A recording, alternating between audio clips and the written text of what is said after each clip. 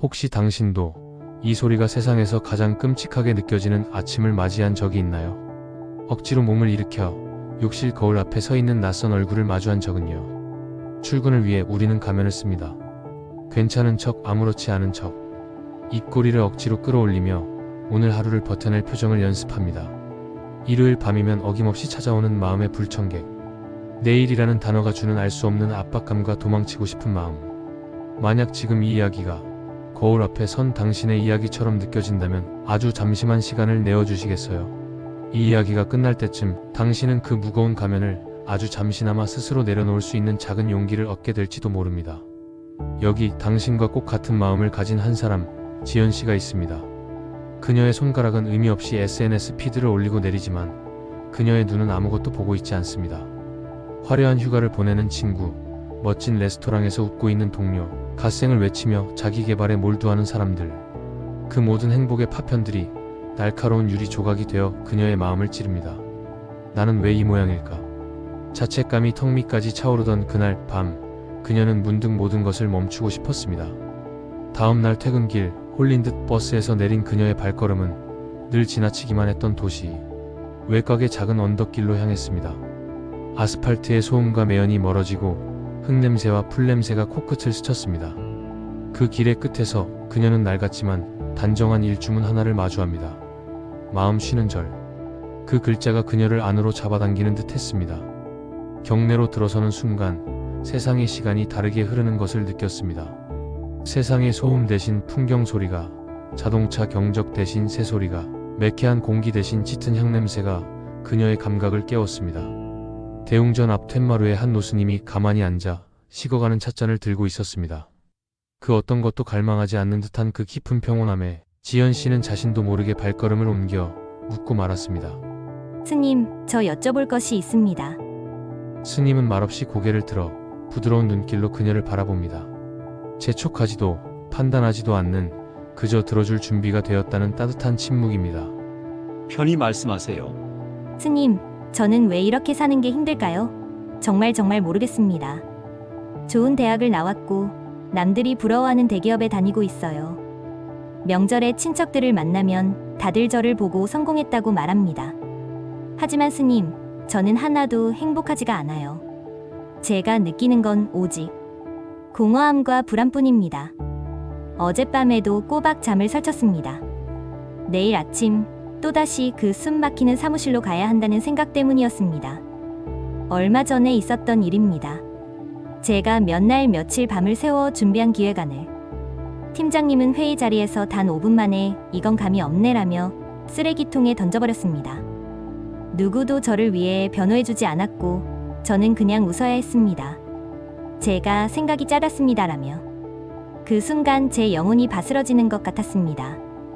의미 없는 보고서를 만들고 서로를 핥히는 회의에 앉아 영혼 없이 고개를 끄덕이는 제 자신이 혐오스러워요. 이 모든 것에서 벗어나고 싶은데 학자금 대출과 월세를 생각하면 벗어날 수도 없습니다.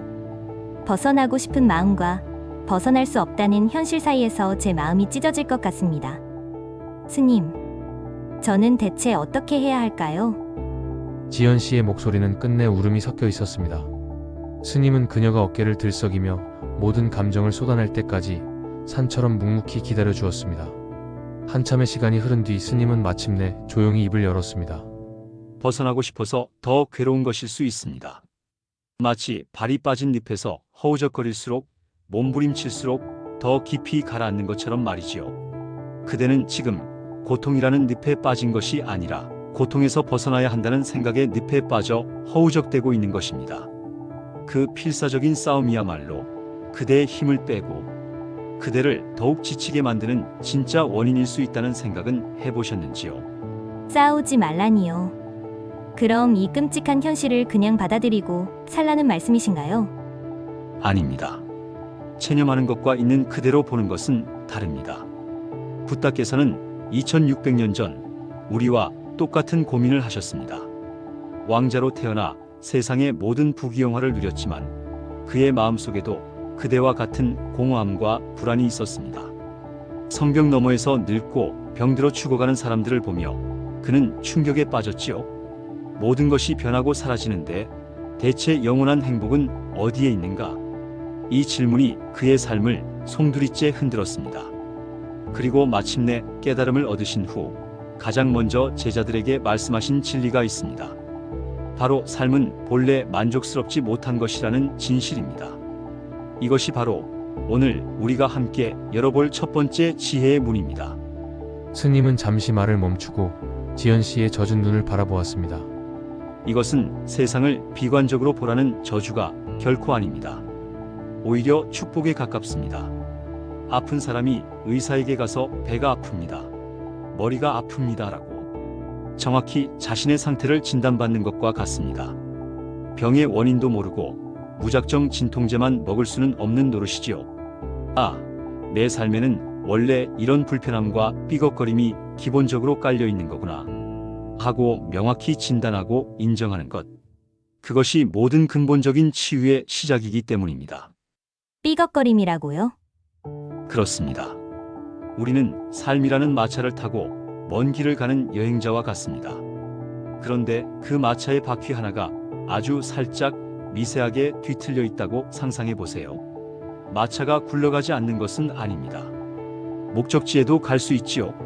하지만 여행 내내 우리는 미세한 덜컹거림과 신경 쓰이는 소음을 견뎌야 합니다. 여행자는 그 삐걱거림 때문에 짜증을 냅니다. 길을 탓하기도 하고 마차를 탓하기도 하고 자신의 운명을 탓하기도 하지요. 하지만 부탁께서는 말씀하십니다. 모든 마차의 바퀴는 본래 조금씩 삐걱거린다고 말입니다. 그것이 바로 즉 삶의 근본적인 조건입니다.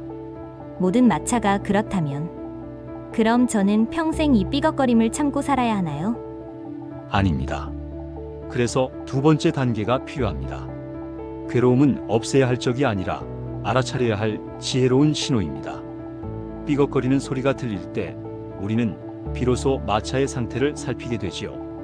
그 소리를 무시하고 계속 달리면 언젠가 바퀴는 완전히 부서지고 말 겁니다. 불교에서는 이 삐걱거림, 즉 고를 세 가지 종류로 아주 구체적으로 나누어 설명합니다. 그대의 이야기를 여기에 비추어 볼까요? 첫째는 고통 그 자체로 인한 괴로움입니다.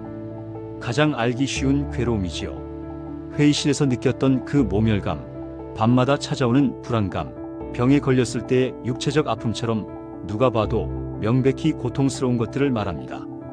이것은 아주 시끄럽게 삐걱거리는 소리와 같아서 누구든 금방 알아차릴 수 있지요. 둘째는 사라지고 변하기 때문에 생기는 괴로움입니다. 즐거웠던 주말이 끝나고 월요일이 오는 것처럼 좋았던 것들이 사라지거나 변할 때 느끼는 상실감과 아쉬움입니다. 그대가 말했던 한때는 열정이 넘쳤던 신입사원 시절이 있었지만 이제는 모든 것이 무감각해진 지금의 상태를 보며 느끼는 그 씁쓸함도 바로 이 두 번째 괴로움에 속합니다. 영원할 것 같던 행복이 사라질 때 우리는 큰 삐걱거림을 느끼게 됩니다. 그리고 마지막 셋째가 가장 알아차리기 어렵고 또 가장 중요합니다. 존재 자체가 조건 지어져 있기에 생기는 괴로움입니다. 이것은 마치 공기처럼 혹은 배경소음처럼 우리 삶 전반에 아주 옅게 깔려있는 미세한 불안감입니다. 모든 것이 끊임없이 변하고 고정불변의 나라는 실체도 없는데 우리는 끊임없이 변하는 것들 속에서 영원한 안정과 완벽한 행복을 찾으려 합니다. 그 근본적인 모순에서 오는 실존적 불안감, 그것이 바로 세 번째 괴로움입니다. 지금 당장 큰 문제가 없는 평범한 날에도 마음 한구석이 늘 허전하고 이게 맞나 싶고 막연히 불안한 이유가 바로 이것이지요. 이것은 마차의 바퀴가 완벽해 보여도 굴러가고 있다는 사실. 그 자체만으로도 언젠가는 닳고 변할 수밖에 없다는 그런 근원적인 삐걱거림입니다. 스님의 설명에 지연 씨는 깊은 생각에 잠겼습니다. 자신의 복잡하고 혼란스럽던 감정들이 마치 이름표를 단 것처럼 선명하게 정리되는 기분이었습니다. 당신이 느끼는 그 모든 종류의 고통은 당신이 유별나거나 나약해서가 아닙니다. 왕자로 태어나 모든 것을 가졌던 시다르타도 똑같이 느꼈던 것이고 지금 이 순간에도 수많은 사람들이 똑같이 느끼고 있는 지극히 인간적인 감정입니다. 시다르타가 성벽 너머의 고통을 외면하고 성 안에서 행복하게만 살았다면 그는 영원히 세 번째 괴로움, 그 실존적 불안감에서 벗어나지 못했을 겁니다. 오히려 그가 고통을 정면으로 마주했기에 그는 더 이상 고통의 희생자가 아닌 치유법을 찾는 탐구자가 될 수 있었습니다. 고통을 인정하는 것은 패배가 아니라 탐구의 시작입니다. 그러니 더 이상 스스로를 탓하지 마세요. 나는 왜 이럴까 자책하는 대신, 아, 지금 내 마음의 마차가 삐걱거리고 있구나. 어떤 종류의 삐걱거림일까? 하고 그 소리를 그저 호기심을 갖고 들어주세요. 어느덧 해가 완전히 지고 절마당에는 푸른 어둠이 짙게 깔렸습니다. 자, 이제 눈을 감아도 좋고 떠도 좋습니다. 잠시 그 답답한 마음을 억지로 밀어내지 말고 그냥 그대로 느껴봅니다. 의자에 편안히 등을 기대고 두 손을 무릎 위에 가만히 올려놓습니다. 이제 저의 목소리에 따라 숨을 깊이 들이마시고 코로 아주 천천히 길게 내쉬어 봅니다. 내 몸 안에 묵직한 공기가 모두 빠져나간다고 상상합니다.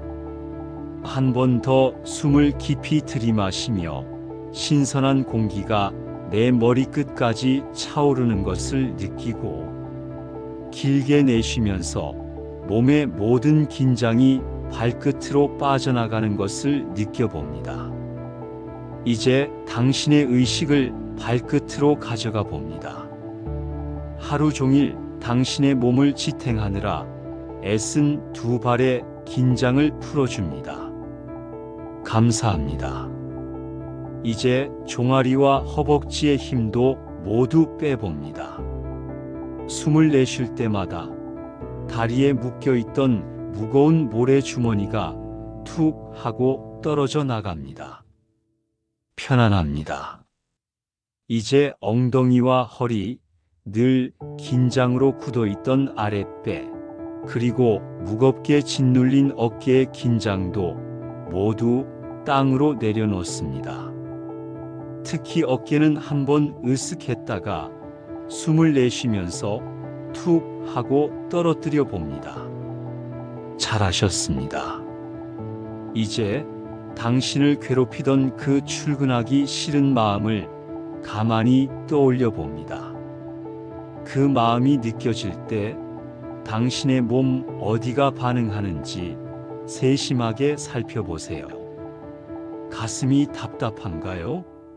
아니면 배가 불편한가요? 목에 무언가 걸린 것 같나요?